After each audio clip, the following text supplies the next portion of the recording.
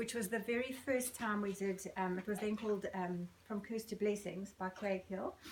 And we went through the whole course, and I always went through my life feeling rejected, like nobody loved me, nobody wanted me. And I shared with you yesterday, with some of you, that I was adopted at the age of 4, but I was fostered from the age of 2.5. And when we went through the first course in 1998, the Lord revealed to me through doing that course that there was a spirit of rejection on me.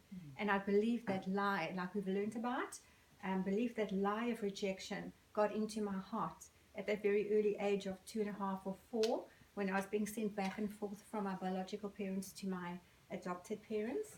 And so I grew up in this dysfunctional home of my adopted parents, always believing I wasn't loved, I wasn't wanted.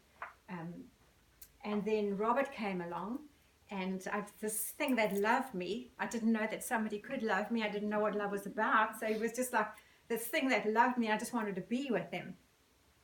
And so we got married at quite an early age, 21 years old. And poor Robert, he paid the price. And as we've learned in the course too, there was a void in my life of the Father's love. And he had to pay the price for that. And so I tried to draw what my earthly fathers never gave me. I tried to force him to instill that into me until we did the course. Then I learned that there was that spirit of rejection that I had picked up as a kid. I believed that lie, and I brought that through my childhood into my married life, and my husband had to pay the price. And so I had learned that, it's not his fault. He'll never be able to pay that price. It's only Jesus Christ that can set me free from that rejection that buried itself in my heart, that lie. And until I renounced that lie, I did get freedom from that, but the enemy does try every so often to try and bring it up again. And then when we went to the October course last year, Annette said to me, have you ever forgiven your parents from that time? And I had never ever forgiven them. And so we went through the forgiveness of the parents giving me away, and the other parents that actually adopted me too, because it wasn't a functional family. It was an alcoholic family, very dysfunctional and abusive.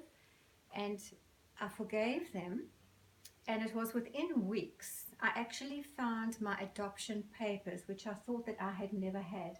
That's why I couldn't trace anything. And I was looking for something else in my file, and what popped up was my mother's handwriting, Lorraine's adoption papers. And I called out to Robert and I said, you'll never believe that we've actually found these adoption papers. And then when we spoke to you guys again, when you came and stayed with us, you said, that's what happened in the spirit that day, that you actually forgave your parents. Something released in the spirit, and that is why you've managed to now find these papers. And I want to tell you guys, since then, I put out a little blurb on an adoption Facebook page, and within 14 hours, they found my adopted family. Within 14 hours, and that happened in January this year. And I was just telling Annette this morning, ever since that, I think it was the 14th of January, every morning and every night, we chat on WhatsApp, and we're learning. There's seven children, there's only 6 left. We're learning to know a little bit more about each other. They're opening up to me, telling me about their pains and their scars. And just this morning, I was telling them where we were, that we were at this Blessed Generations conference, and how it's helping me to deal with all my issues from the past, that Father God is revealing to me, and we're just letting them go, leaving them at the foot of the cross and allowing him to deal with them. So that's my testimony, and I'm so happy that this ministry actually is so well established, and that you guys deal with it so well, and you training us so well, and even in the training things are still coming up, like yesterday. So